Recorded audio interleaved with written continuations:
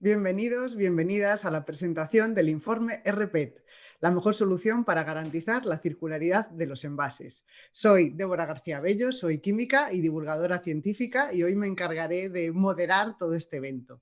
El PET lo conocéis todos. ¿Por qué es esto? Es el material del que se hacen, por ejemplo, estos botellines. Lo sabemos porque este pictograma, que son este triángulo hecho con tres flechas, los que debajo pone la palabra PET. El informe analiza un poco lo que viene a ser el ciclo de vida de este material, pero nos da una perspectiva de cómo utilizamos los materiales en general y cómo utilizamos los recursos de los que disponemos. La realidad es que si seguimos utilizando, tal y como utilizamos ahora, todos los recursos, pues necesitaríamos en 2050 3 planetas Tierra. Entonces hay que cambiar algunas cosas. Me gusta que se hable en concreto del plástico por, primero, la imagen que se tiene de él a nivel social y luego también por cómo a nivel industria, empresa, pues ya empezamos a ver cambios, ¿no? Cómo este material, como algunos plásticos, se sustituye por otros materiales, se empiezan a emplear pues, plásticos reciclados. Es decir, tenemos ya esa intención de hacer que los materiales sean realmente más sostenibles. Es algo que hemos hecho siempre. Hay una cosa que me gusta contar para llamar un poco a la reflexión, y es que de forma más masiva empezamos a emplear los plásticos en los años 60, en los años 70. En concreto el PET empezamos a utilizarlo, bueno, se produjo por primera vez en los años 40. Al final el PET es un poliéster y se utilizaba como fibras, como sustituto de los tejidos de algodón. En los años 70 fue cuando empezamos a producir envases rígidos con él. Pero eso, el plástico llegó a nuestras vidas de forma masiva en los 60, en los 70. Por ejemplo, a nivel de envases, las bolsas venían a sustituir los cartones y el papel. Y realmente no nos paramos a pensar muchas veces en que fue una elección más sostenible cambiar el papel o el cartón por un plástico. Porque al final, pues, por ejemplo, la industria de la celulosa es una de las industrias que más gasta agua por tonelada de producto, ¿no? Es la quinta industria en gasto de agua. Además, para producir papel y cartón hay que talar árboles. Entonces, cambiar este material, sustituir este material por plásticos, por polímeros, era una elección más sostenible desde un punto de vista medioambiental. ¿Qué ocurre? Que no podemos volver a cometer el mismo error de desplazar completamente un material por otro, porque al final es algo que ocurre siempre con el progreso científico y tecnológico, ¿no? Nos ofrece soluciones, pero esas soluciones acarrean ciertos problemas. Eso sí, los problemas siempre los resolveremos, tendremos más soluciones aplicando más progreso científico y tecnológico. Al final, lo que vino a presentar este informe son una serie de cambios que podemos hacer a la hora de tanto minimizar o prevenir en la formación de residuos, cómo los podemos reutilizar, si se pueden reciclar o no, si podemos o deberíamos pues, gestionar de otra manera, ¿no? Para que no se abandonen este tipo de residuos en la naturaleza. Lo que se pretende es alcanzar un futuro más sostenible, y no solo desde un punto de vista medioambiental, sino también económico y también social. Al final podremos convertir el PET, en lugar de un residuo, en un recurso. Y para esto, pues os presento este informe.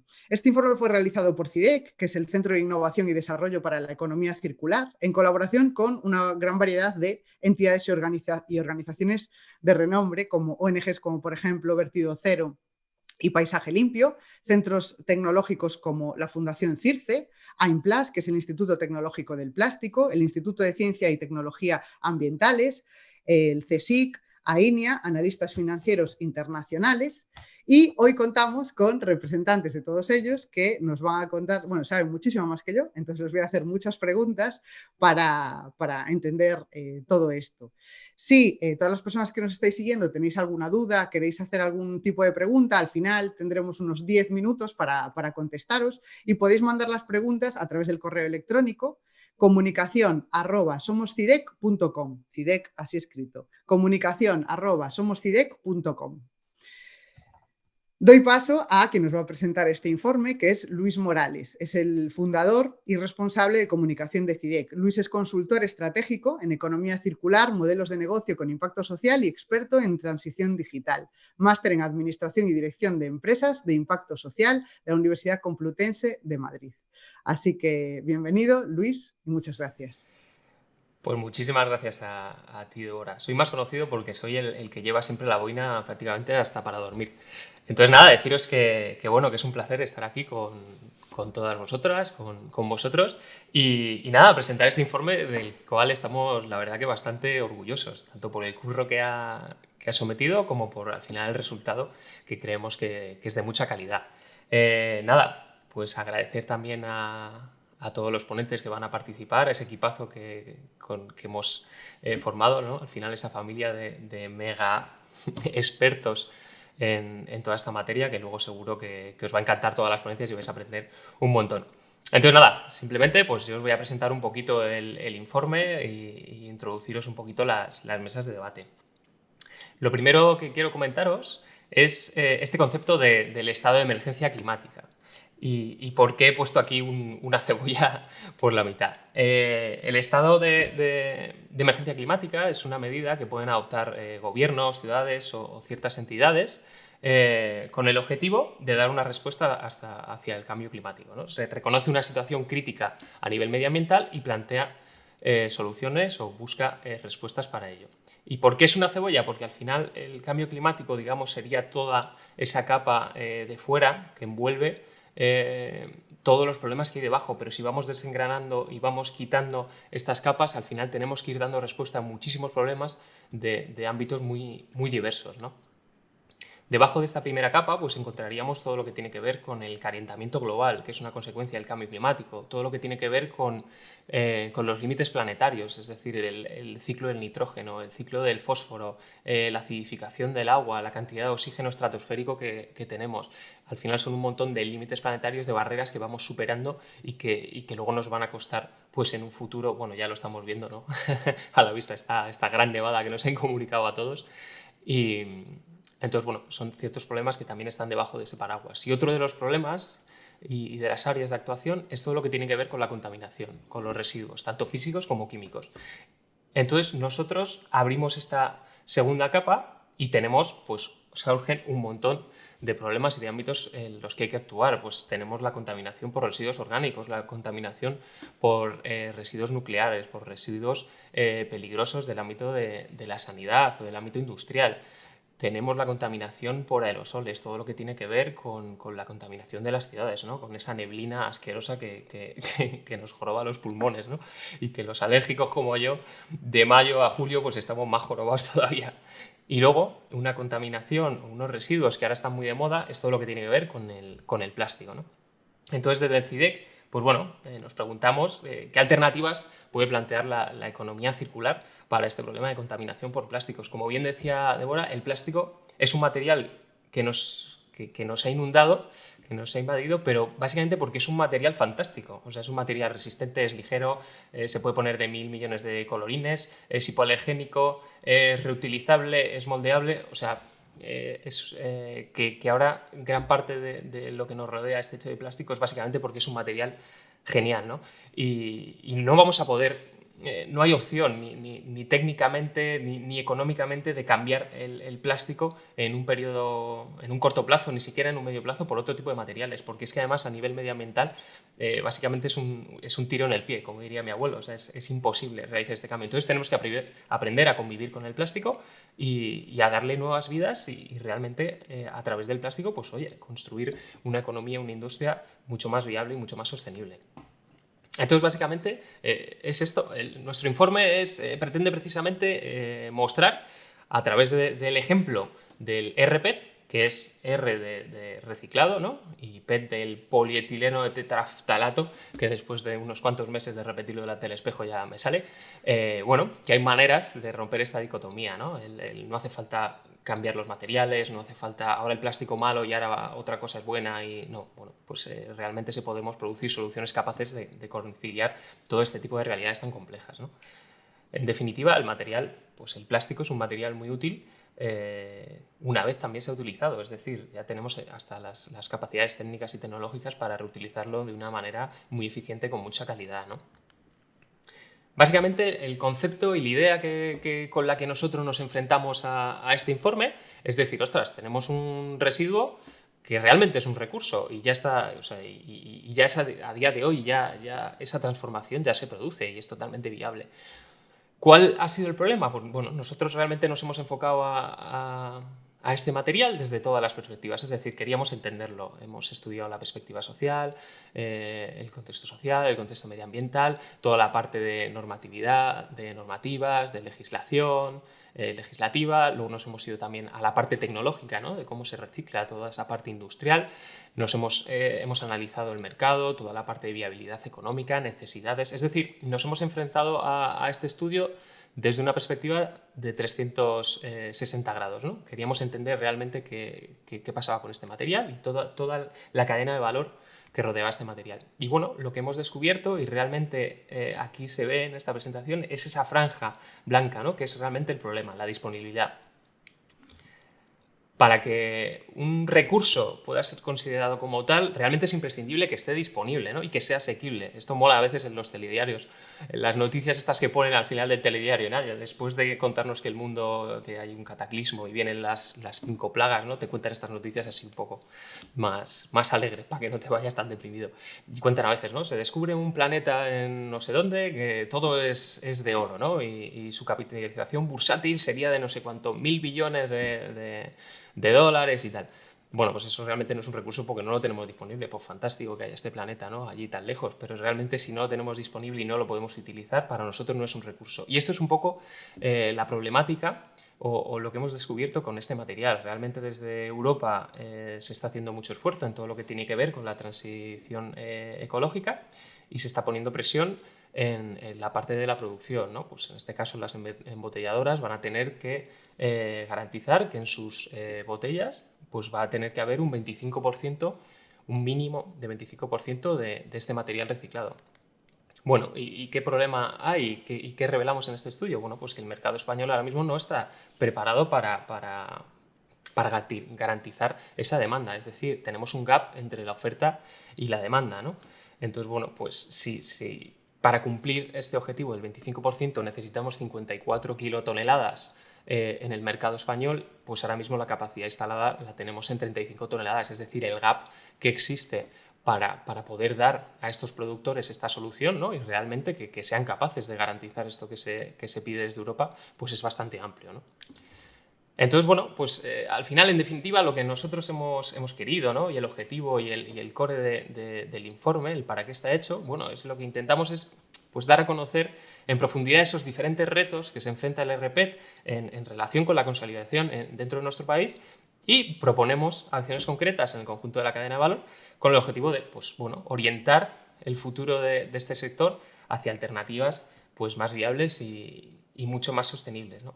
Y bueno, yo por mi parte daros esta introducción así mucho más laxa y mucho más light, y ahora pues bueno, os vais a quedar con los verdaderos protagonistas de todo este informe, que son pues, los ponentes, las entidades que lo han desarrollado. Y antes de devolverle la palabra a Débora y que envuelvan la mesa de debate, me gustaría hacer una mención a Josep Caixats, del Instituto de Diagnóstico Ambiental y Estudios del Agua del CSIC, porque no nos ha podido acompañar hoy, porque bueno, el hombre ha tenido unos problemillas de salud de los que ya se está recuperando, pero bueno, también agradecerle su trabajo y que como el resto del equipo pues ha sido un placer colaborar con ellos. Así que nada, que lo disfrutéis y muchísimas gracias.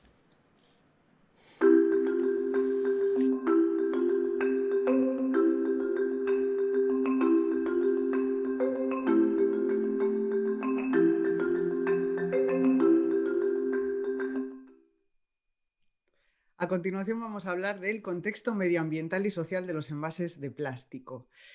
Tiramos mucho plástico al mar, o sea, realmente el principal problema es la cantidad de plástico que vertimos al mar. Cada año se estima que generamos un residuo en el mar de 12,7 millones de toneladas de plástico. El problema en concreto del PET es que no es biodegradable, es un plástico que es muy cristalino y eso quiere decir que es casi inerte, ¿no? Desde un punto de vista químico y físico, lo que es una virtud como material, pero tiene el contra de que no se biodegrada. Para hablar sobre este impacto medioambiental de los plásticos, contamos con Javier Miranda, que es responsable del área de residuos en Vertidos Cero, y María Cabrera, que es responsable de comunicación en Paisaje Limpio. Javier es licenciado en Ciencias Biológicas y diploma de Estudios Avanzados del Programa de Ciencias de la Tierra y Medio Ambiente de la Universidad Autónoma de Madrid. Profesional experto en residuos con más de 17 años de experiencia. Participa como técnico del área de residuos en la asociación Vertidos Cero, de la cual es socio fundador. Bienvenido, Javier. Gracias. Pregunta para Javier. ¿Cuáles son las principales consecuencias del abandono de residuos plásticos en los ecosistemas marinos? Bueno, Débora, pues en primer lugar me gustaría señalar, hacer una pequeña matización, que las consecuencias del abandono son para todo tipo de residuos. Aunque nos refiramos a los residuos de plástico, pues es la categoría que predomina en el medio.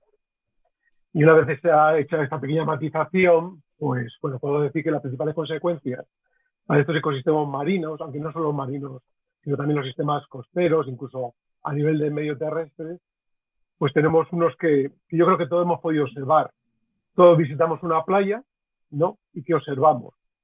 Pues observamos que está llena muchas veces de restos de basuras marinas. A lo mejor no vemos esas imágenes espectaculares como la que habéis puesto como fondo de pantalla, pero sí vemos esos restos de basuras marinas cuando nos acercamos a nuestras propias playas. Muchas veces a pesar de que las playas se limpian, y más en nuestro país, que somos un país muy dedicado al tema turístico. Entonces, a pesar de esa limpieza, pues siempre vamos observando esos aspectos. Entonces, uno de los impactos, pues bueno, ese es este impacto visual.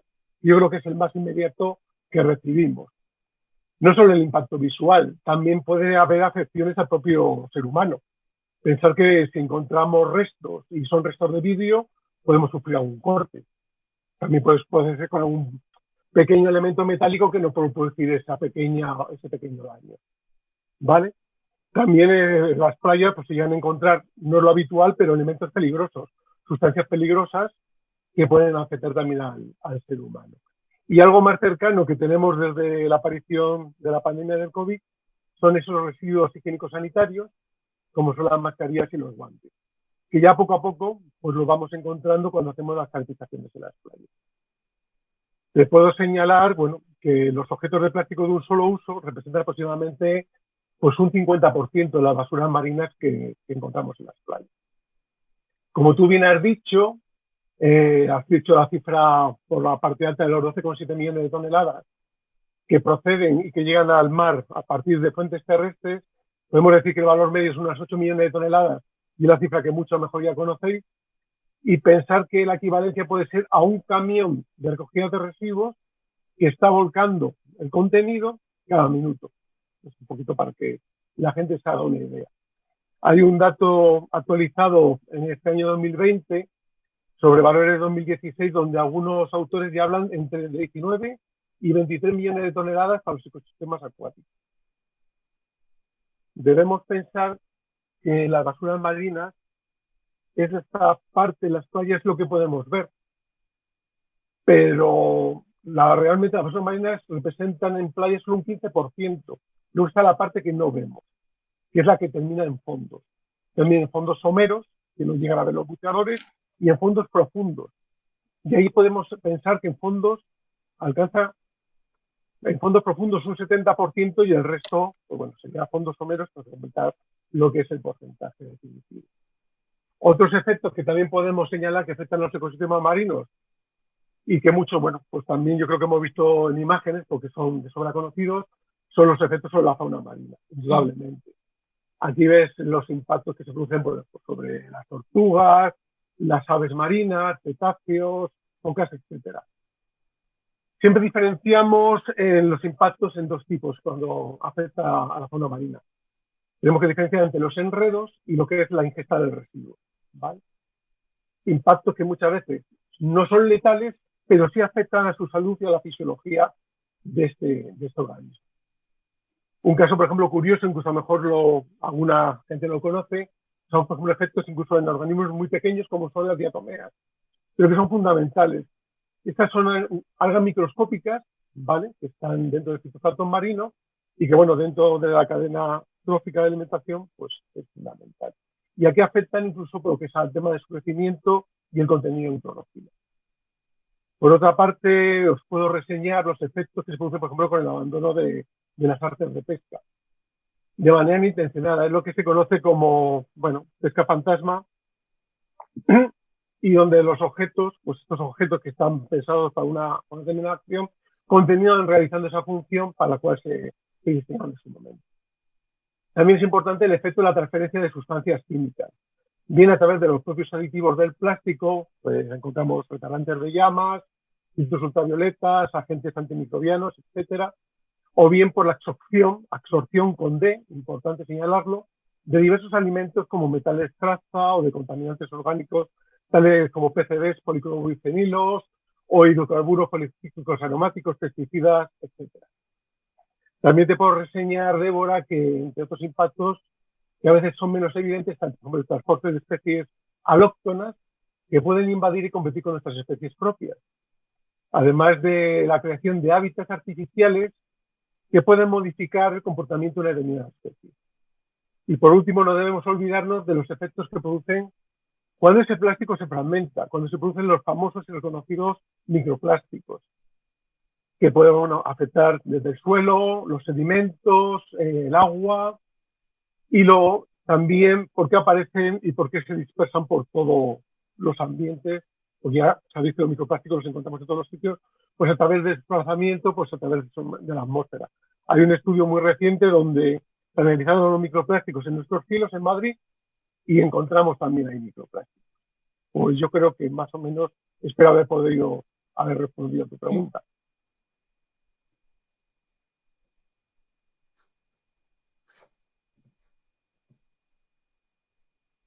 Ah, Me interesa, muchas gracias Javier, me interesa cuando se habla del plástico la percepción estética, ¿no? Es decir, las implicaciones de, bueno, cómo la gente se preocupa muchas veces porque lo percibe como un residuo, cosa que no pasa con otros materiales, como por ejemplo los cerámicos, que también tenemos muchos residuos de ellos, por citar alguno, ¿no? Tenemos con nosotros a otra persona, a María Cabrera. María Cabrera es licenciada en Publicidad y Relaciones Públicas por la Universidad Complutense de Madrid, máster en Comunicación en las organizaciones y doctoranda en la Universidad Complutense de Madrid. Cuenta con más de 10 años de experiencia en diferentes medios de comunicación, trabaja para Paisaje Limpio desde 2014 como responsable de comunicación. Además, coordina proyectos de investigación ambiental sobre los residuos abandonados y su impacto en el medio ambiente. Bienvenida, María. Muchas gracias, Y voy Débora. con la primera pregunta. ¿Qué efectos ha tenido la implicación ciudadana en la reorientación de estrategias y objetivos de gobiernos y empresas en la gestión de residuos? Bueno, qué duda cabe que cada vez hay una mayor demanda de la sociedad de todo aquello que tiene que ver con aspectos medioambientales. Y bueno, pues podemos ver de forma recurrente en los medios de comunicación, en las redes sociales, y hay un incremento de la concienciación y de la sensibilización medioambiental. Esto lo que ha provocado, sin duda alguna, es que aparezcan regulaciones y legislaciones en esta línea. Un ejemplo muy cercano es el que es la SUB, ¿no? Por ejemplo. Y por otro lado, pues las empresas también son conscientes de esa demanda social, recogen este testigo y llevan a cabo a través de sus departamentos de RSC acciones en esa dirección, en dirección a la sostenibilidad, a la economía circular, al reciclaje. Muchas gracias, María. Javier, ¿cuáles son las claves para que el abandono de residuos en la naturaleza sea el mínimo posible? bueno, ¿cuáles son las claves? Pues, en primer lugar, bueno, es decir, aunque existen soluciones, estas nunca siempre son únicas. O sea, debemos un poquito adaptarnos a cada caso en particular. Entonces, creo, tal y como sucede como con otras muchas cosas, una acción clave es fundamental, yo creo que es educar y concienciar. Educar y concienciar al ciudadano, debemos evitar siempre que abandone el residuo en el medio ambiente. Para ello debemos siempre ofrecer una buena información, que se conozca el problema, pero que existen medios para solucionarlo. Ejemplo, nosotros dentro de la Asociación Española de Basuras Marinas a la que pertenezco, desarrollamos hace unos años un sencillo decálogo sobre la basura, sobre el problema de las basuras marinas, con esta idea, con la idea de educar un poquito y concienciar al ciudadano para evitar este abandono de este tipo de residuos. Entonces la idea es un poco que tenga esa conciencia y que se produzca un consumo, pues, bueno, también un consumo más sostenible. Tenemos desde también soluciones sencillas, como puede ser, por ejemplo, modificación del sistema de recogida. Algo tan sencillo como poner tapas en los contenedores cercanos a las zonas costeras, pues evitan muchas veces que las bolsas vuelvan a salir por efectos del viento y se desperdicien, por así decirlo, se desperdicien los diferentes residuos por esta zona. También podemos pensar en la introducción, por ejemplo, de instrumentos económicos, ejecutar, bueno, aunque a veces no es una solución agradable, la ejecución de multas por el abandono de residuos en el medio. Podemos pensar en el tema de multas, también podemos pensar en el tema de premios. La parte de soluciones económicas también, bueno, la modificación de canon de vertidos, descartar siempre, pues bueno, que la peor solución siempre es la eliminación por medio del vertedero de aquellos residuos. Sabéis que muchos de los residuos de los vertederos pueden volatilizarse y pueden terminar, bueno, pues también como efecto como basuras marinas en el medio. Podemos aplicar medidas fiscales en empresas que promuevan la prevención de residuos o tasas para el turismo de zonas determinadas que revientan las acciones e inversiones sobre residuos abandonados. Podemos también actuar y mejorar en las recepciones portuarias, una cosa que ya se está empezando a hacer. Y por otro lado, como se ha señalado, bueno, pues la necesidad de una acción conjunta, siempre hay que intentar unir todos los actores que estamos implicados en la gestión de los residuos, no solo las entidades como nosotros, sino también las administraciones, las empresas gestoras y transformadoras y, por supuesto, los consumidores. Siempre hay que buscar una solución para todo de los tipos de residuos que se puedan generar y finalizar la vida útil de los productos que se utilizan en el mercado. Hay que potenciar siempre la economía circular, potenciando, como siempre, todas las CRs que se nos puedan ocurrir. Mejorar los materiales para que ellos menos problemas puedan producir al medio. Sabéis que están las soluciones a través de lo que son biomateriales, etcétera. Y sobre todo, el tema de apoyar la investigación. Necesitamos mucha más información de base para poder ir mejorando todos estos aspectos. María, ¿y qué crees que podemos hacer para informar bien a la sociedad acerca de los beneficios que los hay, los inconvenientes de los plásticos y lograr que este debate sea más equilibrado y que se rompa esa dicotomía actual que existe entre benefactores y adversarios del plástico? Pues es una muy buena pregunta, Débora. Yo siempre creo que la información y la formación deben ir juntas, ¿no? La formación y la información al ciudadano, ¿no?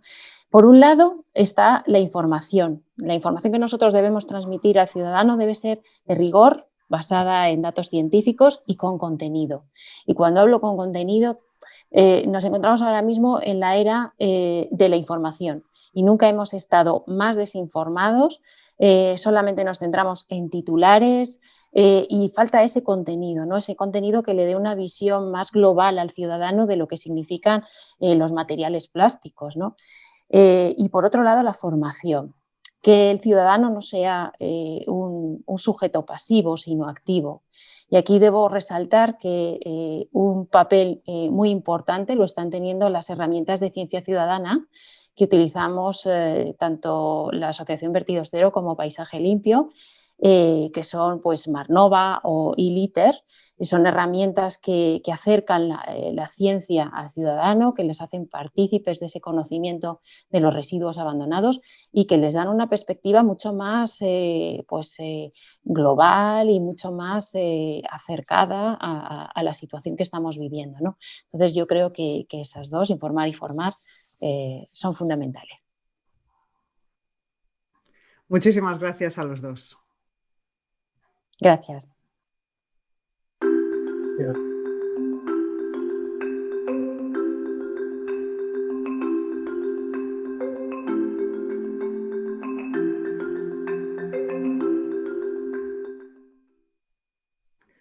Ahora vamos a hablar sobre circularidad y el rendimiento medioambiental de los materiales. Y para ello tengo aquí conmigo a Aitana Sáez de Quinoa, que es responsable de proyectos en la Fundación CIRCE, a Joan Riera de Val Pons, de ICTA-UAB, de Institut de Ciencia y Tecnología Ambientals, y Eva Verdejo Andrés, que es responsable de la línea de negocio de reciclado y medio ambiente de AIMPLAS, del Instituto Tecnológico del Plástico. Hola a todos y bienvenidos.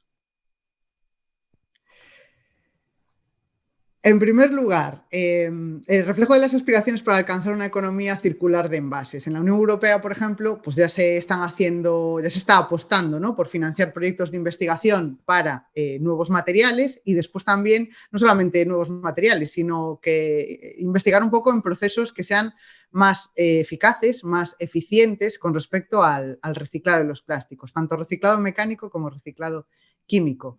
Para hablar sobre esto tenemos a Aitana. Aitana es ingeniera química y responsable de proyectos en Fundación CIRCE. Desempeña su actividad en el campo transversal de la economía circular, liderando y ejecutando proyectos principalmente en programas europeos, incluyendo los nuevos materiales y formatos para envase, entre otros temas. Aitana, ¿qué función pueden desempeñar en los próximos años materiales renovables como los plásticos de origen bio o los compostables, así como nuevas tecnologías de reciclado a la hora de conseguir cerrar el círculo en la cadena de valor de los envases? Hola, Débora. Bueno, pues la posibilidad de desacoplar la producción de ciertos plásticos del consumo de recursos fósiles supone realmente un hecho disruptivo en una cadena de valor tan dependiente del petróleo, que es un recurso limitado y escaso como es este, ¿no? En su lugar, pues bueno, el uso de materias primas de origen biomásico renovable, incluso residuos procedentes de agroindustria, es una clara mejora en cuanto a la circularidad de la cadena de valor, fijándonos en este primer eslabón de dicha cadena de valor, ¿no? Por su parte, los plásticos compostables, pues bueno, pueden ofrecer una solución única y muy buena, por ejemplo, para determinados formatos, como podrían ser, que actualmente no son reciclables, como pueden ser pues, envases de pequeño formato, de pequeño tamaño, como cierres precintos, monodosis, bien envases que pueden estar muy contaminados o muy manchados con materia orgánica, multimateriales, multicapa. Puede ser una solución muy buena para este tipo de formatos. En este caso, estos formatos no reciclables actualmente, pues bueno, irían con la fracción orgánica a una planta de compostaje industrial donde se descompondrían junto con el resto de la materia orgánica formando compost. Y en cuanto a las tecnologías de reciclado que comentabas, pues bueno, la búsqueda de procesos más eficientes, de nuevos procesos que permitan reciclar pues mezclas de plásticos actualmente no reciclables, y así como también muy importante la mejora de la calidad del producto final, son aspectos que claramente van a mejorar la circularidad de la cadena de valor. No nos olvidemos que para decir que un plástico ha sido reciclado, pues bueno, tiene que ser reintroducido en la cadena de valor nuevamente, ¿no? Entonces, para eso la mejora de la calidad es un punto fundamental también. En el informe también se han comparado diferentes materiales, ¿no? Pues el plástico virgen, el vidrio, el aluminio, y se ha tomado como referencia la botella de plástico de 33 centilitros, que de hecho es el primer envase en el que se empezó a utilizar el PET reciclado. Y comparándolo, pues este PET reciclado pues tiene los mejores resultados en huella de carbono y en eficiencia con respecto a los otros materiales. Y para hablarnos de esta parte del estudio, tenemos a Joan Riera de Val, de ICTA. Es doctor en Ciencias Químicas, Ingeniería Química, colaborador científico del Grupo Investigación Sostenipra del Instituto de Ciencia y Tecnología Ambientales, Centro de Excelencia María de Maeztu de la Universidad Autónoma de Barcelona y es socio fundador de Inedit, Innova y Tectum Garden, spin-off de la Universidad Autónoma de Barcelona. De acuerdo con el estudio que han realizado, ¿qué hace que el RPET sea el mejor material desde una perspectiva medioambiental? Bueno, ya habéis visto el envase, ¿no? Entonces, con el doctor Carlas Martínez, que hicimos un equipo que estuvimos analizando una comparativa multicriterio, ¿no? Como ha comentado Débora, ¿no? Para comparar de forma la unidad funcional, satisfacer las necesidades de 33 centilitros, diferentes materiales, porque no comparábamos por unidad de peso, sino por unidad de función, ¿no? Porque esto cambia un poco, ¿no?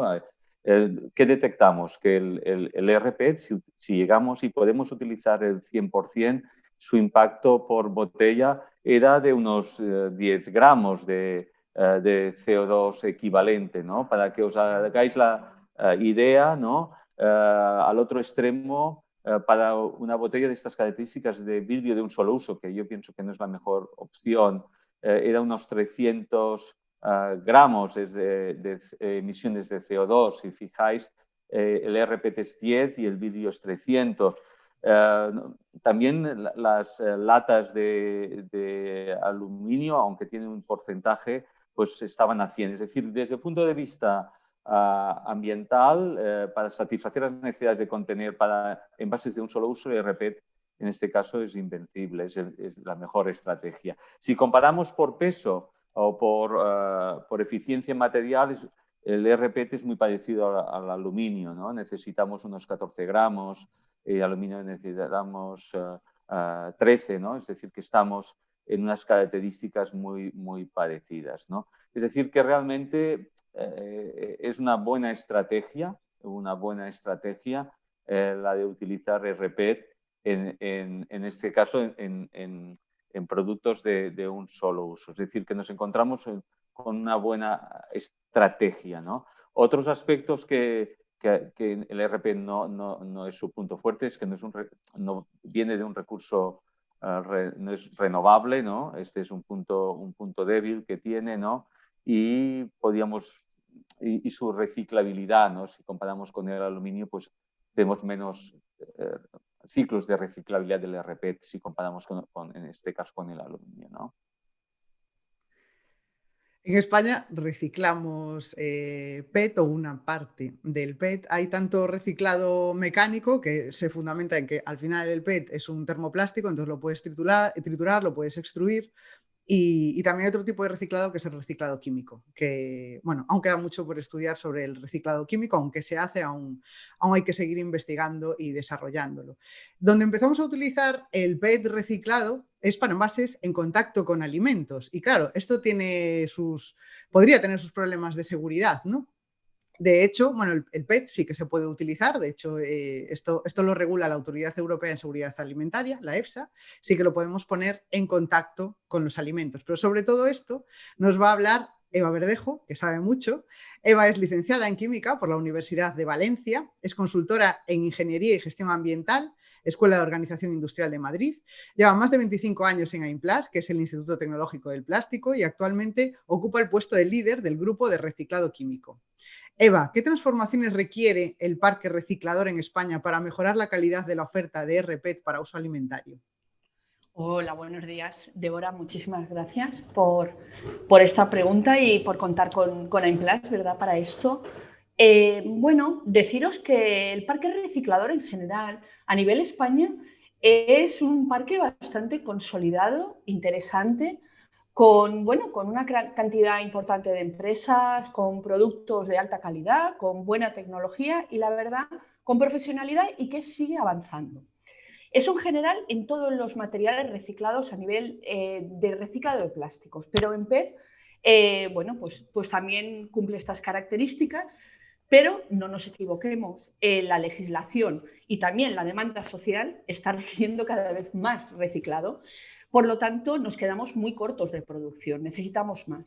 Y sobre todo si justamente nos metemos en ese punto, ¿verdad?, que has dicho, justamente que queremos un PET reciclado para contacto con alimentos, que requiere ya no solo ya una calidad técnica, sino también un tema de seguridad alimentaria, que es lo que pedimos, ¿verdad?, para cuando pues bebemos agua, por ejemplo, en este tipo de material. Por lo tanto, nos falta capacidad de producción todavía, recicladores que pongan más líneas, pero sobre todo más líneas con esas tecnologías específicas como son la SSP, que creo que, que se hablará un poquito más, ¿verdad?, durante toda esta jornada de presentación. Y, por supuesto, complementar con otras técnicas, como antes comentabas, que es el reciclado químico, que, bueno, para dar una pinceladita, ¿no?, el reciclado mecánico es ese triturado, es esa extrusión, es volver a fundir el material. Y el reciclado químico son técnicas mucho más iniciales, con un gran potencial, que lo que hacen justamente es coger la cadena de plástico, fraccionarla, romperla, ¿verdad?, hacer esos eslabones y purificarlos, limpiarlos y volver a construir otra vez la cadena de polímero. Eso hace que el contacto alimentario en este tipo de materiales, aunque también tiene que ser vuelto a trabajar y tratado y asegurado, pero es bastante sencillo. Podría aumentar esa capacidad. Además, es muy interesante que, lógicamente, el parque reciclador nacional se refuerce, me refiero, porque además es muy interesante y bueno, y Joan con sus estudios, ¿verdad?, de comparación de todos los materiales y demás, pues también es interesante tener materiales propios, ¿verdad?, para consumirlos dentro del mismo territorio, porque también pues eso puede afectar, ¿verdad?, en esos impactos. Por lo tanto, bueno, pues yo creo que se necesita inversión, importantísimo, ¿verdad?, nuevas líneas, nuevas empresas que apuesten, ¿verdad?, con este tipo de tecnología y, cómo no, investigación para desarrollar cada vez procesos más eficientes, más eficaces. Aitana, ¿podrías mencionarnos alguno de los proyectos europeos más destacados relacionados con el reciclaje de PET y las implicaciones que podría tener en el futuro? Bueno, en cuanto a proyectos relacionados con el reciclaje de PET, nos encontramos pues, con un abanico muy variado, ¿no? De destacar algo, podríamos destacar precisamente al hilo de lo que comentaba Eva, ¿no?, de proyectos en el campo del reciclaje químico. Ha explicado brevemente en qué consiste este reciclaje químico de plásticos, pero sí que se presenta como una alternativa novedosa que puede complementar al tradicional sistema de reciclaje mecánico. Joan, ¿cuáles son las variables técnicas y ambientales a tener en cuenta para determinar el comportamiento de un envase desde una perspectiva del ciclo de vida? Bueno, ya ha comentado antes que un tema muy importante, mis colegas en la mesa, es toda la etapa que hemos visto de producción, ¿no? Hacer la producción de este PET con la máxima eficiencia, ¿no?, y con la máxima calidad en el productor, ¿no? Pero también yo diría que juega un rol importante, diríamos, el ciudadano, ¿no? Y las formas de recogida. Yo pienso que un tema importante es para mejorar la calidad de este RPET final, además de los procesos mecánicos o los procesos, digamos, de las entidades que se dedican al reciclaje, es que les llegue con más calidad, ¿no? Esto hará que la eficiencia final o la producción final sea mejor, tengamos menos pérdidas en el proceso, ¿no? Y por lo tanto el impacto ambiental por kilo final de este RPET será mejor. Otro aspecto es potenciar que sea local, ¿no? Es decir, hemos visto que si por la demanda que tiene nuestro país de este producto importamos, ¿no?, el impacto por kilo de RPET aumenta, ¿no?, porque tenemos según de dónde venga, si venga de países productores como Francia o Italia es menor, pero es más, el impacto del RPET es superior que el nuestro, ¿no?, asociado a temas también de transporte y perfil energético de estos países. Y si ya importamos de Alemania o de Estados Unidos, entonces el impacto del RPET casi puede llegar a veces a multiplicarse por 2, ¿no? Entonces es muy importante local, potenciar los puntos de recogida con mayor calidad y continuar mejorando la eficiencia de los procesos de fabricación, ¿no? Estas serían algunas de las ideas para reducir el impacto ambiental y hasta el coste económico, ¿eh? Es decir, trabajar con ecoeficiencia, menor impacto y menor coste para nuestras empresas. Eva, ¿qué medidas pueden adoptarse para mejorar la calidad de la bala de PET que reciben los recicladores? Bueno, pues este punto es muy importante, ¿no? Porque antes además también lo estábamos hablando, ¿no? Ya no solo que hacer el reciclado, que puede ser complejo o no, pero sobre todo hay una cosa que es importantísima, que justamente es la disponibilidad, que les llegue unos residuos y sobre todo con esa calidad mínima, con esa libre de impurezas o de otros materiales en las propias balas, ¿verdad? Por lo tanto, se necesita, pues bueno, antes que nada, el ecodiseño, que yo creo que eso además es importantísimo y creo que estamos todos de acuerdo, estoy seguro, ¿no?, de que cuando ponemos un producto en el mercado, el producto debería estar ecodiseñado, es decir, pensar ya en todo su ciclo de vida y por lo tanto hacer lo óptimo para después esa recogida adecuada, esa separación, ese reciclado, todo eso, importantísimo, ¿vale? Pero sobre todo eso, ¿no?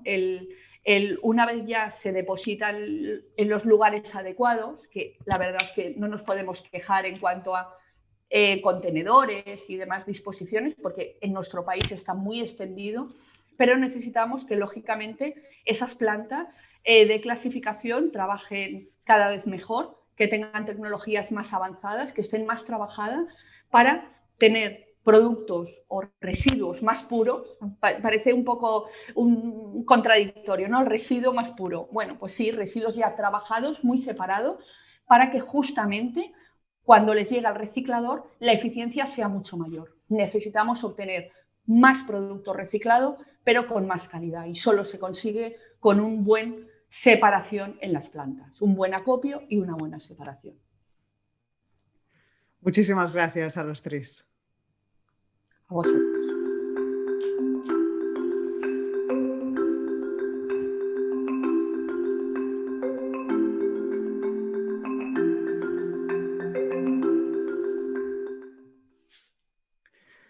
Hablamos del mercado. ¿Se puede crear un mercado con el PET reciclado? Desde la Unión Europea, la verdad es que estamos siendo bastante pioneros a la hora de pedir, ¿no?, que se incluya el plástico reciclado, que todos los plásticos sean al menos reciclables y a lo largo de los años ir incrementando el porcentaje de plástico reciclado en todos los envases de plástico.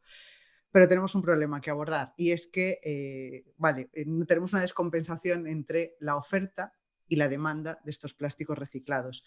Y para explicar estas causas de este desajuste, contamos con Ana Domínguez, que es consultora de Economía Aplicada en AFI, y Carlos Enguix, que es jefe del Departamento de Tecnologías del Envase en AINA. Hola a los dos.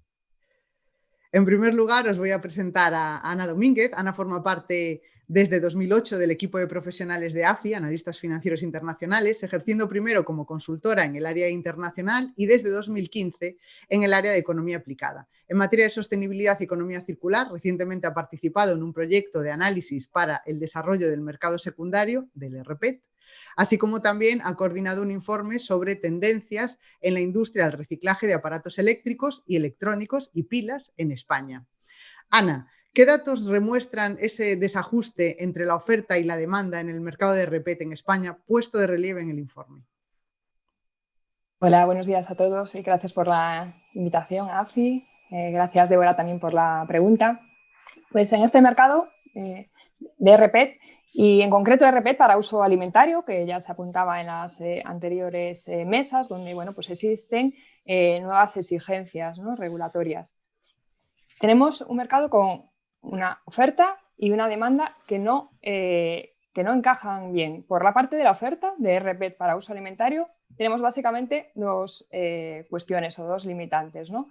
Por una parte está lo que apuntaba recientemente Eva, de esa disponibilidad y la calidad de las balas de PET, que son las que van a permitir el resultado, ¿no?, el material de RPET. Y aquí lo que observamos y lo que trasladan los recicladores es el bajo rendimiento de estas balas, es decir, que contienen una serie de impurezas, de materiales impropios, que hacen que el RPET que se puede obtener de esas balas pues no es, la cantidad es menor a la deseada, ¿vale? RPET para uso alimentario, reitero.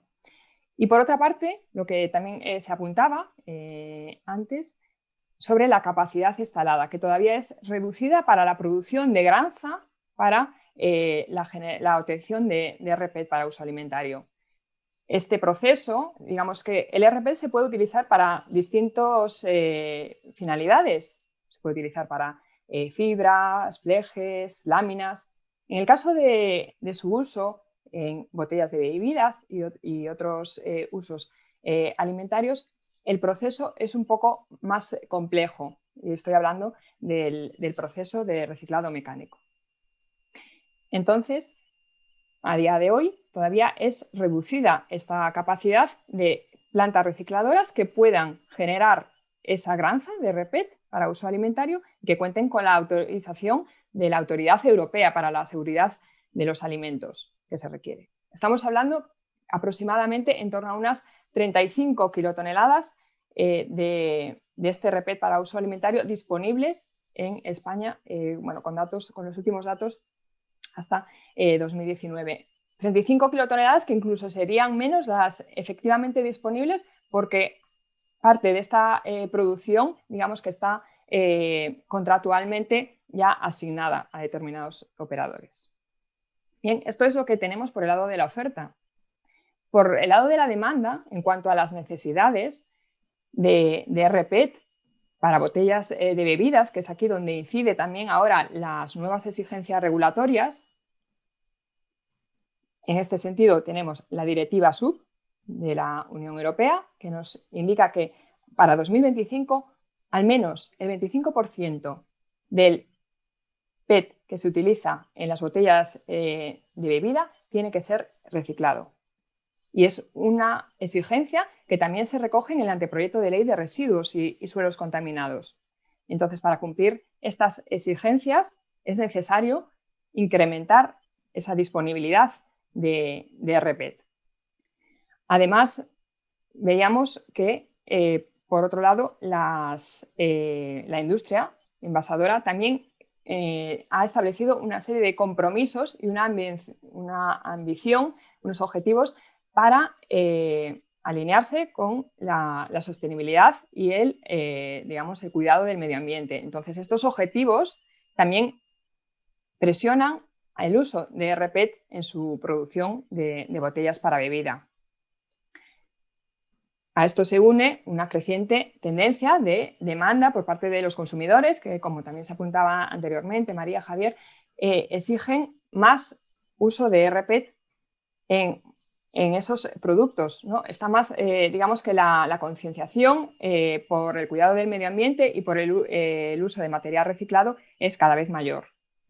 Y por último, otro condicionante también de la demanda serían las exigencias propias de la Autoridad Europea, de la EFSA, en cuanto a que el rPET para uso alimentario pueda además necesitar utilizar inputs procedentes precisamente de uso alimentario. Quiero decir que vamos a necesitar un rPET con una calidad elevada en la que se exija que el origen de ese residuo también haya sido alimentario.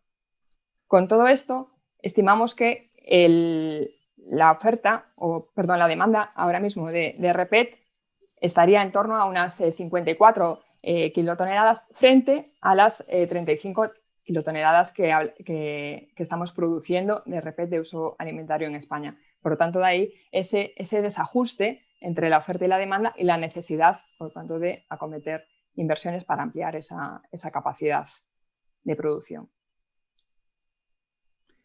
Tenemos con nosotros también a Carlos Enguix, ingeniero industrial con varios MBA, máster en Marketing y Distribución Comercial, máster en Calidad de Industrias Plásticas, posee el DEA, que es el Diploma de Estudios Avanzados, y tiene 25 años de experiencia en proyectos de I+D, asistencia técnica en packaging. Actualmente es el responsable de tecnologías de envase en AINA, donde coordina proyectos de envase en 3 grandes líneas de trabajo: interacción envase-producto, diseño de envases y minimización de impacto ambiental de envases. Bienvenido, Carlos. Pregunta: hola, ¿cuáles son los principales desafíos técnicos que afronta el rPET para ser utilizado de forma habitual en el envase de alimentos con las mismas propiedades que el PET virgen? Hola, buenos días y muchas gracias por la introducción y por la participación en este evento. Bueno, primero puntualizar, la empresa es AINIA, no es AINA, es AINIA. Y bueno, comentar que el PET es un material excelente, el PET virgen, por su procesabilidad, sus propiedades ópticas, mecánicas, propiedades barrera y además su inertidad para el contacto con alimentos, lo que le hacen un material con unas prestaciones muy buenas y de hecho es un material de amplio uso. ¿Qué le pedimos al rPET? Pues claro, al rPET, que es un material, sobre todo es el rPET que viene de postconsumo, le pedimos que tenga las mejores propiedades, que sean lo más parecido posibles a las del PET virgen. El rPET, como veis, viene de un proceso de reciclado, pues evidentemente pues, por el proceso, por los posibles aditivos, contaminantes, el proceso de reciclado y la humedad que puede haber en el ambiente, pues puede sufrir una degradación y sus propiedades, su viscosidad, su peso molecular puede ser menor, puede tener contaminantes que cambien sus propiedades ópticas y esto puede hacer que tenga una calidad inferior al PET virgen. Entonces, ¿cuáles son las propiedades que nosotros valoramos más, ¿no? para el envasado de los productos? En primer lugar sería la procesabilidad, es decir, que en los procesos de inyección soplado, de extrusión para generar los envases, pues el material tenga el peso molecular, la viscosidad adecuada para que estos procesos no produzcan ningún tipo de defecto. Por otra parte, en lo que es ya la distribución y la imagen que da que quiere presentar el productor con su envase, pues es muy importante el tema de las propiedades ópticas, el brillo, la transparencia, que no haya coloraciones extrañas, que no haya turbidez. Cuando utilizamos reciclado, pues estas propiedades ópticas pueden variar un poquito y pueden afectar a la presentación del producto. Entonces, lo que queremos es que ese PET reciclado tenga las mejores características en esta vertiente. Por otro lado, propiedades mecánicas son muy importantes. Los envases están sometidos a atracción. Por ejemplo, una botella de bebida carbonatada, pues hay una atracción porque el gas ejerce una presión y estira del material. O cuando envasamos y hay un apilamiento, pues hay una compresión, tanto en botellas como en bandejas. También impactos, pues los envases en la distribución sufren impacto. Entonces, el PET reciclado, al sufrir estas transformaciones, puede tener peores propiedades mecánicas en cuanto a propiedades de rotura, tracción y tal. Pues ahí tenemos que conseguir que ese PET reciclado tenga las características adecuadas para el envasado. Otras propiedades importantes son las propiedades barrera a gases, a la humedad, a aromas. Los envases protegen a los productos para que tengan una vida útil. Y si el PET reciclado tiene unas propiedades inferiores, pues puede ser que esta vida útil se pudiera resentir. Entonces, se exige, los productores de alimentos exigen que ese PET reciclado llegue en unas condiciones para que sea adecuado y prácticamente no hay una diferencia con el PET virgen. Y lo más importante, que ya se ha comentado en varias ocasiones en el debate, es el tema de la seguridad.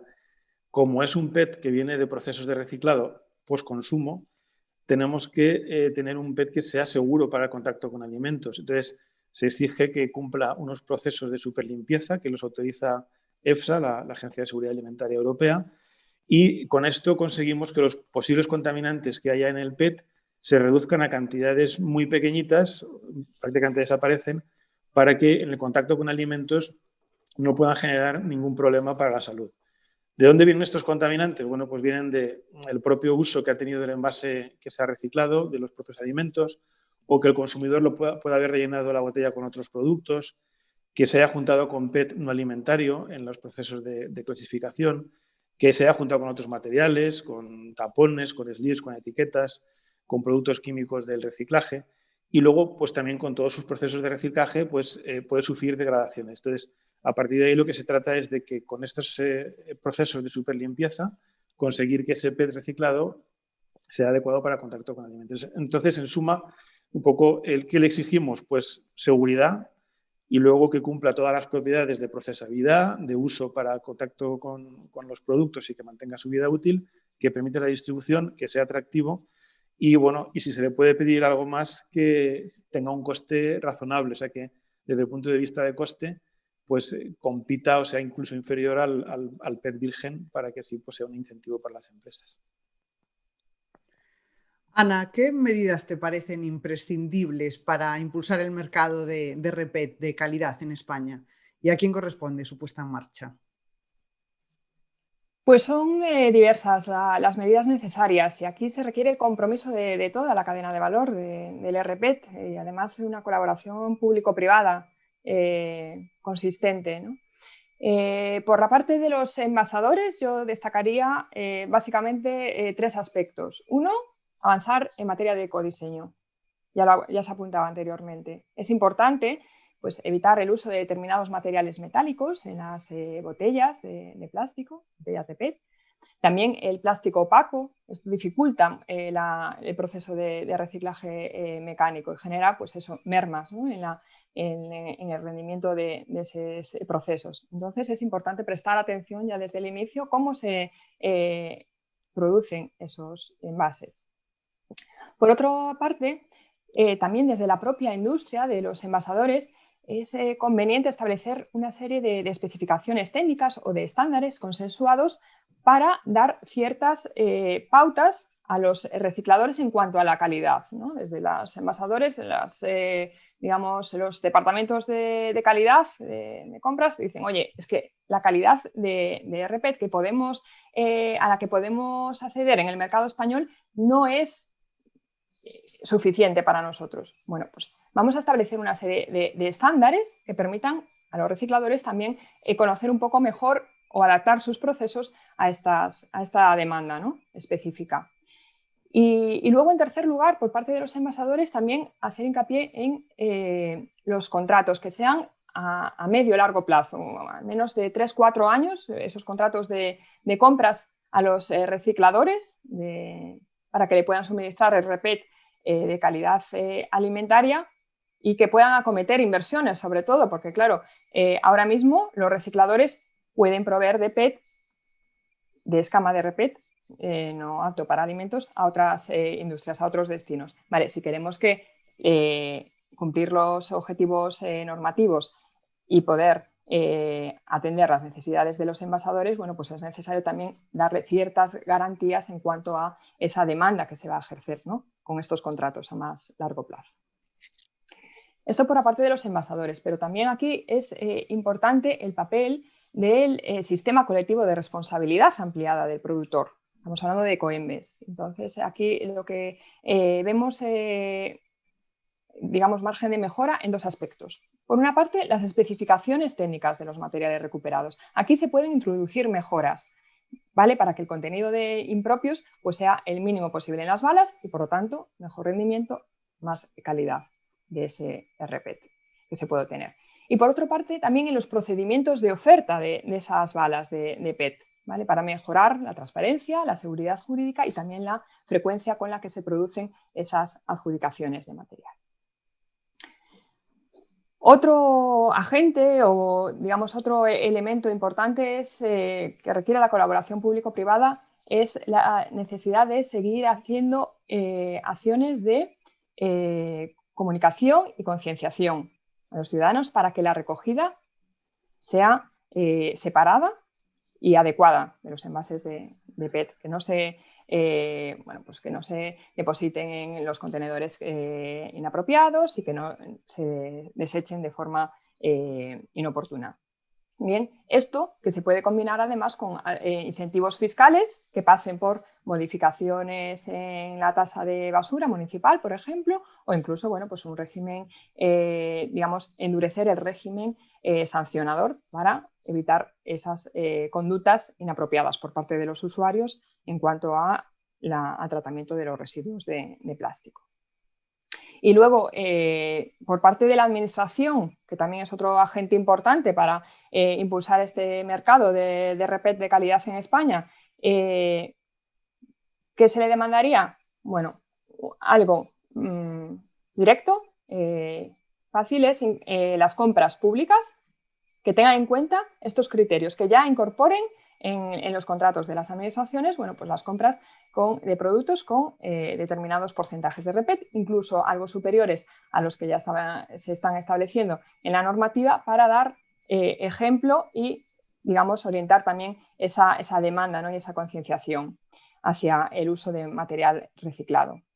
Y, por otro lado, que veíamos antes importante, la necesidad de acometer inversiones, bueno, pues apoyemos, ¿no?, esa, digamos, redimensionamiento de la capacidad instalada, la incorporación de nuevas tecnologías para tener una industria de reciclado eficiente, competitiva y que podamos acompañar a desarrollar el mercado de RPET que necesitamos para atender las necesidades de la demanda. Y aquí es importante y bueno, pues en el contexto actual en el que, bueno, pues tenemos una serie de programas, ¿no?, desde la Unión Europea, pues se ha lanzado un ambicioso programa para la recuperación, el Next Generation EU, que tiene foco también en la economía circular, y aquí pueden surgir proyectos que sean susceptibles de recibir este apoyo, ¿no?, y estos fondos para, bueno, pues acometer inversiones y contar con una industria, como decía, más moderna y competitiva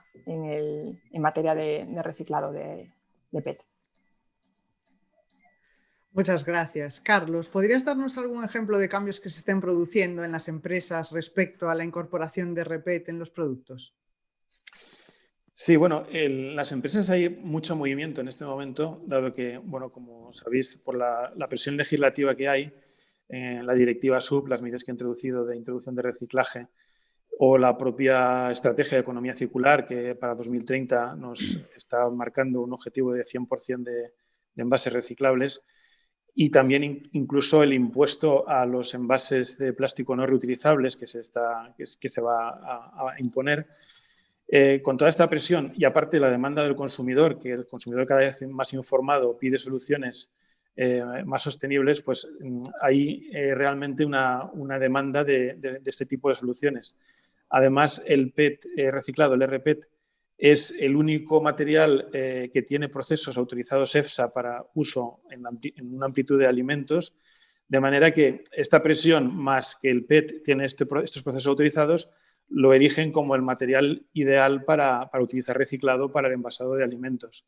Entonces, empresas como empresas de aguas, bebidas carbonatadas, salsas, miel, productos lácteos, todo tipo de bandejas para carnes, pescados, frutas, ensaladas, platos preparados. Hay una infinidad de productos. En el capítulo del informe damos una extensa relación de muchas empresas que ya están anunciando no solo cumplir los objetivos que marca la directiva, sino incluso hay empresas que están ya en un 50, un 100% de utilización de PET reciclado, en todo tipo de envases, botellas, frascos, tarros, bandejas, blisters, a todo tipo de envases. A partir de ahí, bueno, se ve que hay un problema en cuanto a la fuente, la cantidad de reciclado que se produce. La fuente principal son las botellas. Entonces, las botellas, el PET grado botella que se puede obtener en el reciclado, luego se utiliza para diversos usos, tanto para botellas como para bandejas, films, etc. Entonces, bueno, pues ahí el trabajar en conseguir que haya más suministro pues es importante. Y luego también lo que se ha comentado, en estas soluciones, cuando hay un cambio, porque hay empresas que utilizaban PET virgen y están pasando a PET reciclado, pero hay empresas que utilizaban otros materiales y también están viendo una oportunidad en pasar a PET reciclado para cumplir todas estas exigencias. Y lo que es importante es el hacer una concepción integral, es decir, pensar en el producto que se está envasando, en la seguridad, en su vida útil, pero también pensar, como se estaba comentando, en un ecodiseño desde un principio para fomentar que luego se puedan recoger, se pueda reciclar y que se facilite todo el cerrar el ciclo, ¿no? Y poder utilizar el material reciclado. Muchas gracias, Carlos. Para terminar, quería hacer una pregunta a Ana y es, ¿qué se puede hacer para garantizar que todas estas empresas envasadoras que tienen la obligación de incorporar el plástico reciclado, cómo podemos hacer para que tengan acceso a RPET apto para uso alimentario? Bien, pues aquí sería nuevamente poner en marcha las iniciativas que comentaba anteriormente.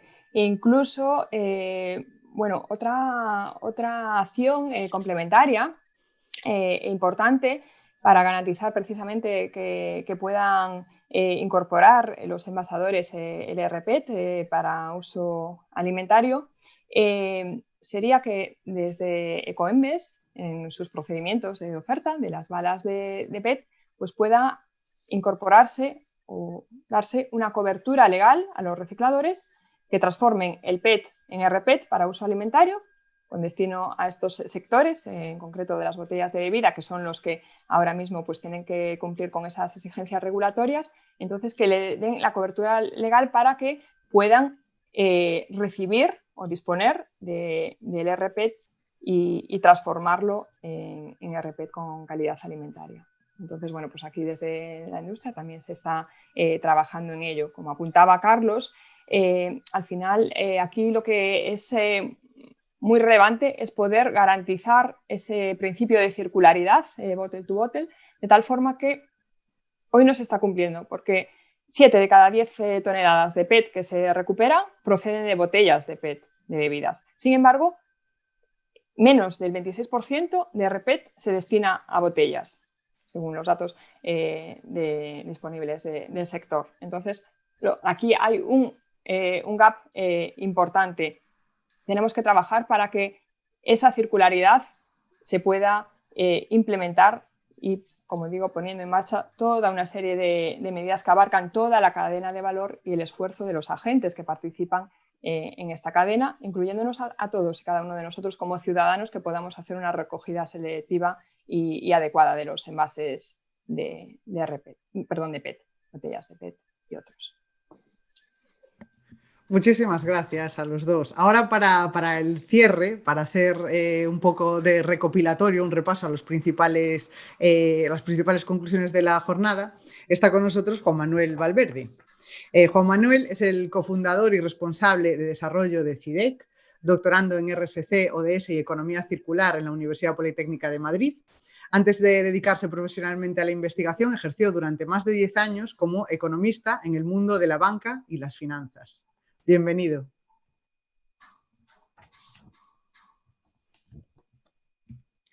Tenemos a Juan Manuel por ahí. No sé si tenemos algún problemilla. Ahí estás. Y primero de todo, pues agradecerte la participación con todos nosotros en la presentación del informe, más que nada, y bueno, evidentemente encargándome del cierre, pues como no, pues agradecer a todos los participantes de las ponencias de hoy y luego evidentemente a toda la gente que hay detrás de los equipos que han estado trabajando, que antes hablábamos entre bambalinas, que han sido más de 6 o 7 meses trabajando en este informe, entonces agradecerles a todos ellos pues la participación que han tenido junto a todos nosotros.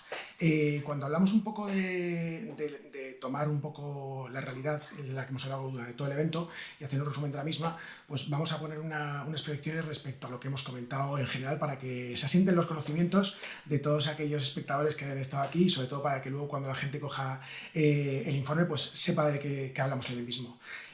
A principio de todo, pues tanto Javier Miranda como María, desde Vertidos Cero y Paisaje Limpio, nos analizaban cuál es la realidad a día de hoy del contexto medioambiental y social de la problemática del plástico. A día de hoy es evidente que la generación de residuos es una muestra clara del agotamiento de los sistemas que tenemos actualmente. Pero claro, cuando hemos hablado de los materiales y toda la realidad que representa dentro de la sociedad, también las calidades del plástico al final tienen una base científica que es la que tenemos que también poner en valor. Por eso hablábamos de ese cambio de paradigma un poco entre la realidad que representa la problemática del plástico y la realidad de todos aquellos recicladores o envasadores o gente que trabaja con la industria y con el material en sí, que lo consideran muy valioso. Sobre todo en esta época con el COVID lo hemos identificado claramente y por eso hablábamos de este cambio de paradigma. Ahí hablamos de cambiar del residuo al recurso, que es lo que tratamos de impulsar nosotros, sobre todo desde el CIDEC, con este movimiento de la economía circular y tratar de acelerar ese tránsito de un modelo lineal a una economía circular. Claramente hemos visto que toda la industria está avanzando en este aspecto y sobre todo lo está haciendo gracias a los compromisos normativos y estratégicos que hay mucho desde la parte de las administraciones. Vemos claramente que hay unos compromisos de que en 2025 pues lleguemos incluso a un 50% de material reciclado dentro de los envases y en el 2030 estamos hablando incluso de un 55%. Entonces esto claramente nos demuestra que va a haber un aumento de la demanda del material de RPET. Este ejercicio también se va a ver beneficiado, por supuesto, por la amplificación que se va a hacer desde la administración y por impuestos que se van a poner, como estamos hablando del impuesto de los envases de plástico vírgenes no reutilizables o, por supuesto, el impuesto de depósitos en vertedero y la incineración. Estos dos casos nos tocan mucho al bolsillo y esto va a hacer evidentemente que haya un aumento muy claro de la demanda, como se ha comentado durante las ponencias de los compañeros. ¿Cuál es el claro ejemplo y la problemática que tenemos? Pues que el mercado español no se encuentra preparado actualmente para el incremento de la demanda del plástico.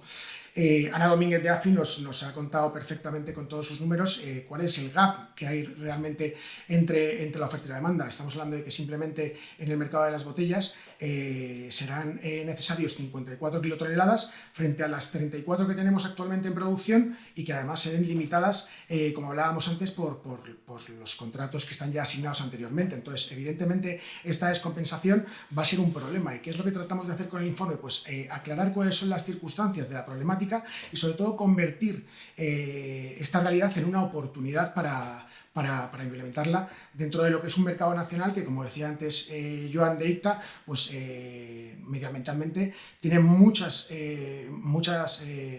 ventajas el hecho de trabajar con un producto nacional en lugar de exportarlo de otros países.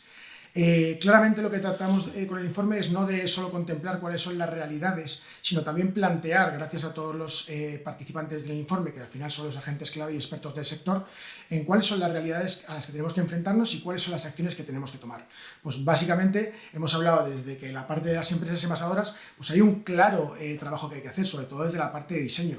Antes hemos hablado de muchas de las realidades, pero por poner algunas de ellas, hemos hablado de facilitar la parte de la separación, hemos hablado de evitar los materiales metálicos en la parte de cierre, suprimir todos aquellos envases opacos y sobre todo eliminar todo lo relacionado con la tinta o la decoración dentro de las propias botellas. Entonces ahí se han puesto claras acciones por parte de los agentes relacionados con las empresas envasadoras. Cuando hablamos también de las administraciones públicas, luego ahondaremos también en esta parte porque la administración tiene un papel clave, pero evidentemente hay dos cosas en las que hay que movilizarse. Uno, en conseguir que toda la demanda se vaya y se redirija hacia un RPET, que es lo que estamos buscando y sobre todo desde Europa se está exigiendo, ¿vale? Sobre todo controlar las inversiones para que todos aquellos fondos que vengan hacia la industria del reciclaje, como los Next Generation que vienen ahora desde Europa, pues se puedan saber distribuir para que demos una segunda vida a toda esta industria y creemos este mercado nacional de RPET, que es por lo que estamos luchando un poco desde este informe. Evidentemente la colaboración de los ciudadanos, antes lo comentaba María y Javier, es evidente que sin ellos es completamente imposible avanzar en este aspecto, sobre todo desde el punto de vista de que las tasas de recogida simplemente parten desde ellos. Entonces es un punto crucial en el que yo creo que ellos están bastante concienciados y lo que hay que hacer pues, es un poco crear masa crítica entre todos y ahondar en cuáles son las cosas de las que podemos trabajar desde las casas, no solo desde las casas, luego evidentemente también desde las empresas, o sea que el ciudadano no es solo los hogares, sino también las empresas y las administraciones. Y luego evidentemente por la parte de los gestores de residuos de envases, pues se ha comentado también desde AFI algunas de las medidas que son fundamentales. Yo creo que tres son las más básicas de todas, sobre todo mejorar en la recogida de procesos, por supuesto mejorar en las especificaciones técnicas de materiales recuperados y evidentemente pues, cambiar un poco los procedimientos que existen de oferta para que los recicladores tengan más acceso a ese RPET como base de trabajar todos juntos en el mercado. Evidentemente, dentro del informe hemos recogido 10 acciones concretamente para la administración. ¿Por qué? Es una llamada a través de este call to action porque ahora mismo están trabajando y se va a trabajar en estos meses en el Parlamento, tanto en el proyecto de ley de residuos y suelos contaminados como en el Real Decreto de envases y residuos de envase. Entonces, para nosotros es evidente que la administración tiene un papel fundamental y existen muchas medidas que desde ellos pueden implementar para ayudarnos en esta misión que tenemos de crear un mercado secundario para este RPET. Una de ellas son las medidas fiscales. Evidentemente hay que generar estímulos para que al final de esta cadena se empiece a revalorizar lo que antes era un residuo y pasar de lo que comentábamos al principio de residuos a recursos. Evidentemente hay medidas técnico-económicas que pasan pues, por supuesto por la compra pública ecológica y de meter en todos esos pliegos que se lanzan de las administraciones pues, categorías que inserten la necesidad de que se trabaje con materiales plásticos reciclados. Luego, evidentemente, en la parte institucional, pues crear un grupo de trabajo para que todos estos agentes de la cadena de valor que hemos comentado pues, se aúnen en el trabajo que están haciendo cada uno por su lado y que al final entre todos pues, luchemos por un mercado común. Y luego, evidentemente, la parte de comunicación. Para nosotros desde el CIDEC, además, que trabajamos mucho en la parte de tratar de llevar a la sociedad pues todas aquellas medidas que tanto desde la ciencia como desde nuestra identidad por la economía circular, pues apostar por eso. La comunicación es básica, sobre todo desde dos aspectos. Primero, en la parte de concienciación ciudadana, que es completamente fundamental, pero sobre todo generando debate para que la ciudadanía forme parte de la solución, que al final es lo que se trata. Cuando todos formamos parte de la solución, todos trabajamos de manera conjunta y yo creo que esa es la prioridad y lo que resaltaría un poco del informe. Entonces, a partir de aquí, hablaremos contigo sobre las preguntas un poco que nos quieran haber trasladado la gente que nos sigue a día de hoy para conocer más del informe y agradeceros a todos los ponentes, sobre todo vuestra participación dentro del evento, chicos. Así que muchísimas gracias.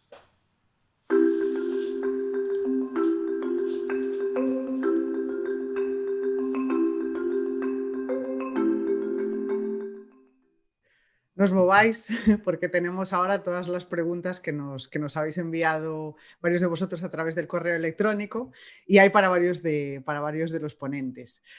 Voy con la primera pregunta. Es una pregunta que nos envía María Celastra del Prado, que es de la Consejería de Administración Autonómica, Medio Ambiente y Cambio Climático. Esta pregunta va dirigida a Luis Morales, que sería: ¿qué país encabeza el cambio hacia la economía circular ¿La economía circular conseguirá eliminar o retrasar el peligro al que se enfrenta nuestro planeta? Vale, pues me encantaría decir que el país que encabeza el cambio hacia la economía circular es la España de principios del siglo XX, ¿no? Cuando nuestros abuelos reutilizaban todo y el chascarrillo ese de esto, pero si esto lo hacía mi abuelo. Pero bueno, si hablamos ya más a nivel teórico, conceptual,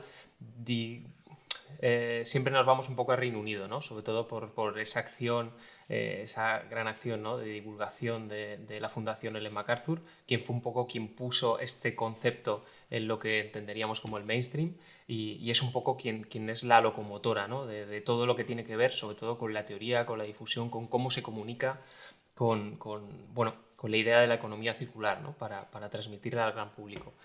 Por supuesto, Europa. Europa es digamos, la gran potencia en todo lo que tiene que ver con legislación medioambiental, básicamente porque lo necesitamos. Europa ahora mismo está envejecida. Hicimos ese proceso de desindustrialización que ahora se está volviendo en contra nuestro, ¿no? Nos llevamos toda nuestra industria a otros países. Y realmente a nivel de innovación tecnológica en temas como inteligencia artificial, blockchain, Internet de las cosas, pues también estamos un poco rezagados con países como Estados Unidos, Israel, China. Entonces nuestra opción económica es básicamente reindustrializar, pero con una industria verde, ¿no? Con esa transición ecológica. Y ahí vamos un paso por delante. Entonces, bueno, hay que seguir remando para no perder esta ventaja competitiva con todos estos países que se aproximan, ¿no? Y aunque a nivel global y medioambiental todo el mundo tenemos que un poco remar hacia el mismo sentido, pues bueno, a nivel industrial y económico todavía tenemos que aprovechar esa ventaja. La economía circular conseguirá eliminar, no, eliminar ya es imposible, no creo que a menos que nos aparezca un mago de la lámpara, es imposible ya revertir el efecto del calentamiento global, no podemos matizar. Seguimos luchando, ¿no? por no llegar a ese incremento de los 2 grados de temperatura. Pero bueno, la economía circular lo que propone y realmente la fuerza que tiene es que ha incluido todos los términos económicos, monetarios, ¿no? Y hablamos a las empresas, a la administración en esos términos. Y básicamente es un poco la fuerza que tenemos, ¿no? No estamos reinventando la rueda, la economía azul, el movimiento ecologista, la economía verde, todo lo que tiene que ver con los ODS en su rama más del medio ambiente. Básicamente siempre es un poco lo mismo, ¿no? Aplicar políticas un poco de sentido común, siempre en beneficio del medio ambiente y de la sociedad, pero como ha enganchado la economía circular es un poco hablando eso en términos monetarios, en modelo de negocio, en generar beneficios empresariales, a la vez que generamos un impacto económico y un impacto medioambiental. Entonces, por eso la economía circular sí que presenta una alternativa, digamos, más rápida. O sea, podemos avanzar un poquito más rápido que cuando nos afrontamos al problema medioambiental desde la parte de la moral, ¿no? Desde la parte del discurso. Entonces, en ese sentido, creemos que la economía circular sí que es una muy buena estrategia o una muy buena propuesta para intentar matizar al máximo estos efectos que ya estamos viendo, ¿no? y que se van acuciando con el tiempo. Así que nada, oye, muchísimas gracias por la pregunta y por hacerme reflexionar un poquito. Muchas gracias, Luis. Tenemos otra pregunta, que es una pregunta doble, de Ivonne Linacisoro, que es director de Plásticos Universales. Es una pregunta doble. La voy a leer porque tiene bastante información. Grandes proveedores de refrescos, incluso de agua, están anunciando el lanzamiento de botellas de PET realizadas con 100% de reciclado. Según se ha dicho, es imposible tener tanto PET reciclado disponible. Como decía una de las participantes, la desinformación es grande. ¿Pensáis que las grandes compañías con mensajes de este tipo contribuyen a la confusión en sociedad sobre lo bueno y lo malo, lo factible y lo no factible? Animo a Carlos, por ejemplo, Carlos Enguix, a contestar. Realmente en este momento hay muchísima publicidad de empresas que están anunciando que tienen productos en envases 100%, con 100% de RPET o 50%. O sea, hay diversas empresas que están anunciando. Hay productos que están ya en el mercado y productos que son nuevos lanzamientos. Realmente hay una componente muy importante de marketing, ya que hemos comentado que los consumidores están pidiendo estas soluciones y luego hay un componente de cumplir con creces las exigencias legislativas.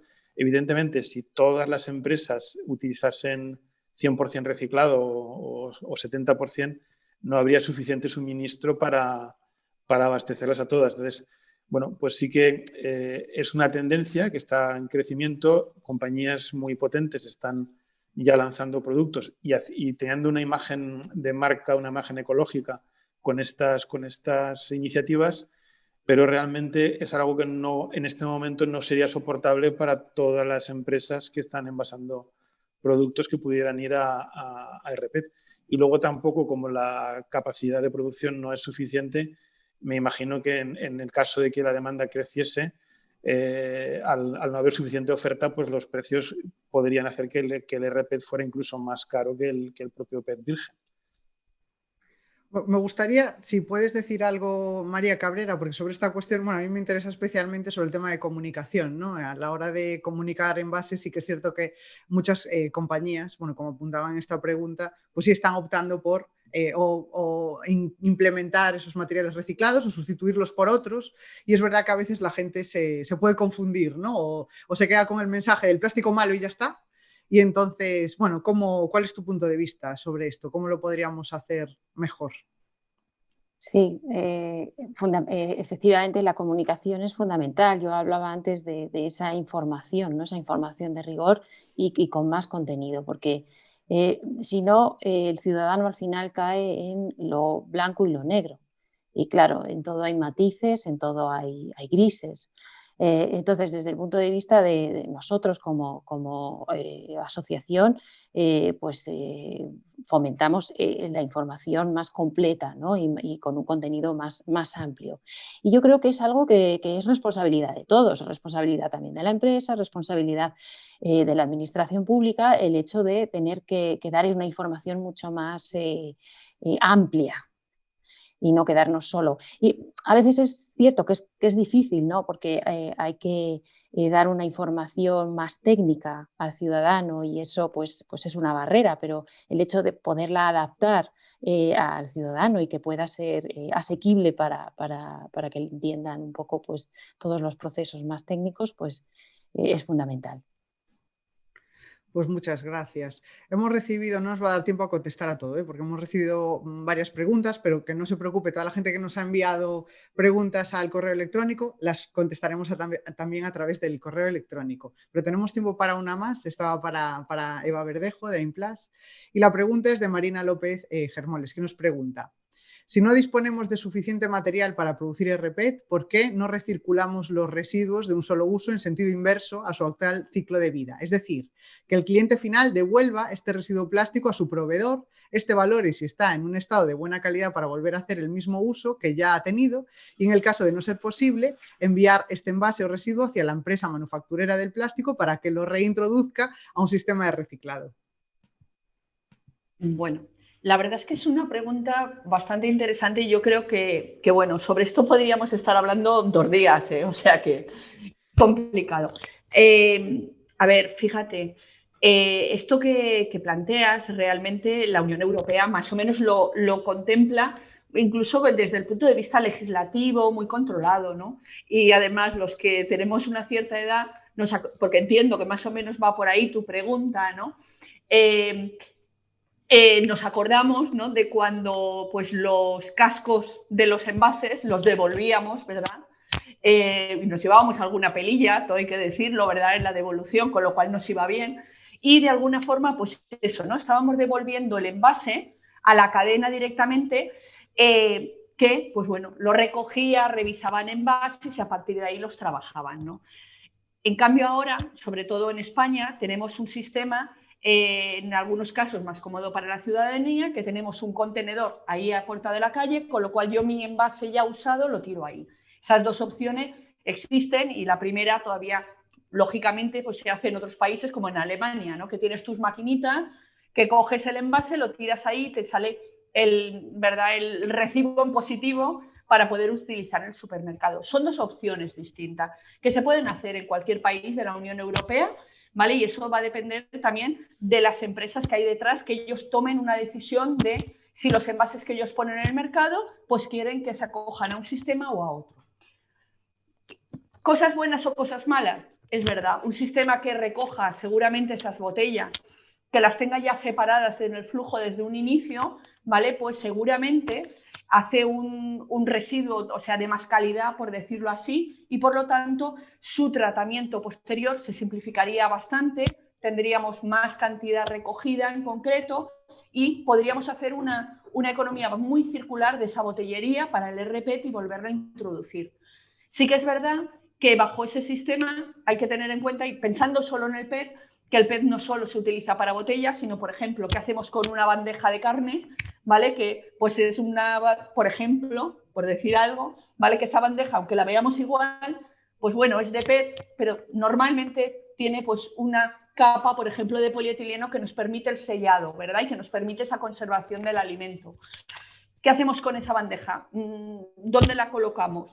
Entonces, que por cierto, también es un buen origen para obtener PET reciclado, ¿vale? Más complicado que el otro, todo hay que decirlo, pero también hay que trabajarlo.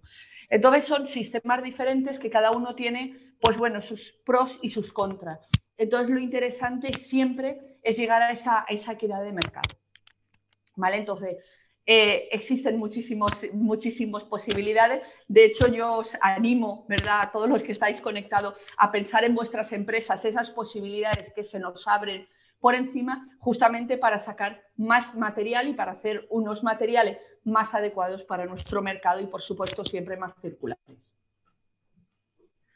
Pues muchísimas gracias a todos. Me siento muy orgullosa de haber moderado este evento. Primero porque he aprendido mucho y además hay una cosa que, bueno, esto lo lanzo como reflexión, ¿no? Que me parece especialmente interesante, que al final se ha hablado desde diferentes puntos de vista, ¿no? A veces pensamos en que las formas de conocimiento están como apartadas, ¿no? Y al final cuando hacemos equipo, porque hemos hablado al final de ingeniería, de química, de comunicación, de diseño, es decir, un montón de campos de conocimiento que juntos, pues al final pues pueden hacer que en este caso, pues un material que lo consideramos o se podría considerar un residuo se transforme realmente en un recurso, ¿no? Al final todo lo que buscamos es la sostenibilidad y no solo desde el punto de vista medioambiental, sino también social y económico. En eso consiste la circularidad. Al final va a ser cierto que la R sí que va a ser la letra que lo cambie todo. Muchísimas gracias.